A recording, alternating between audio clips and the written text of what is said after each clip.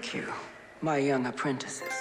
With the Rat King's demise, you now possess the wisdom, strength, and courage to move forward on your journey. I present you with this token on behalf of all of those that remain imprisoned. May it serve you well on the journey ahead. Namaste. Damn, she was badass.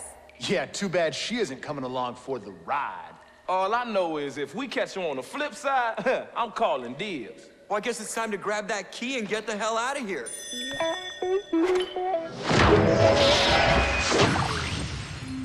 Oh man, who the hell turned off all the color?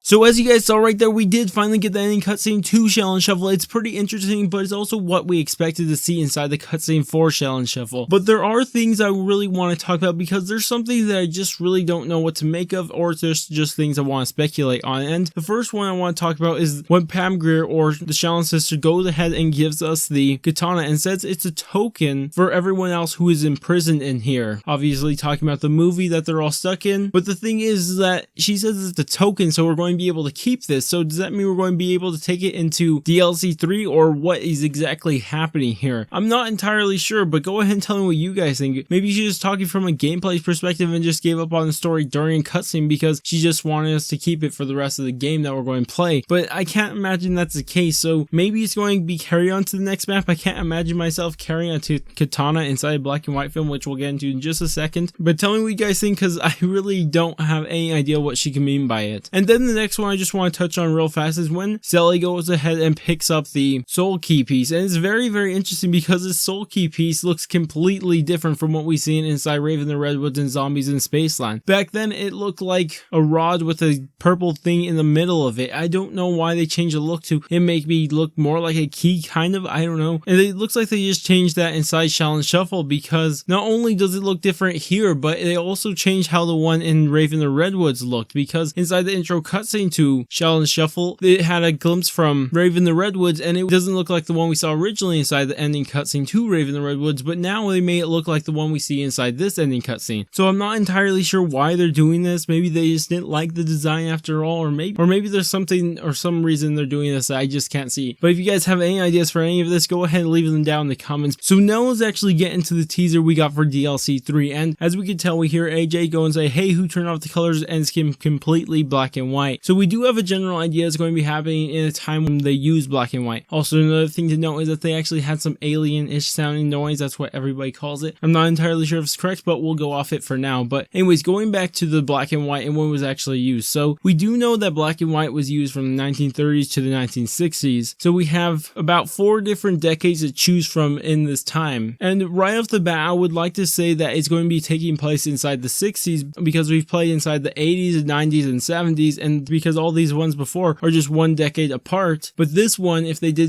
go anywhere farther back to the 60s, we completely separate from all the other ones, which would be weird. So it kind of made me want to say it's the 60s, but the thing is, it'd be even more weird that they would have a black and white film when the 60s is where they put an end to the black and white mid-decade and move to a color. So why would you go and make a black and white map based in the 60s, even though that was a big change in the color? It makes not that much sense, but it could play off as something interesting. I thought of this just now, and it's pretty interesting because as we know, it's going to be in black and white, but I can't imagine that they're going to make the entire map constantly black and white. And what they could do is that with time passing through the map, it could actually change back into color, because in the 60s, that's what happened. It started in black and white, but then moved to color. So that would be really cool, because myself, I can't imagine myself playing a game all the way through being black and white. It'd be really cool if they just started in black and white just because the 60s started in black and white, and as you progress through the game, rather by turning on power, by just getting to a certain round or anything like that, it would turn to color just how it did in the 60s. So it'd be a really, really cool thing. I thought it'd be a cool idea, but people are pretty convinced it's going to be in the 40s. I don't know, because it'd be kind of weird. I'm pretty sure Shadows of Evil took place in the 40s, so I don't know. It's not like I don't want to see a 40s game. Obviously, I believe like almost all Treyarch's games are taking place in the 40s because that's when World War II is. So I don't know, we're going back to 40s. I wouldn't mind it, but I just think it'd be cool, and it would give a really good excuse for we could actually leave black and white film for a while, because like I said, I can't imagine myself playing a completely black and white mode for the entire thing. But anyways, tell me what you guys think about this down in the comments. Do you have any ideas for DLC 3? Anything I missed at all? Go ahead and tell me anything at all down in the comments. But that's about it for me. If you guys did enjoy the video, go ahead and thumbs up. If you guys want to stay tuned for content similar to this, go ahead and subscribe. But I'm going to go, and I will catch you guys on my next video.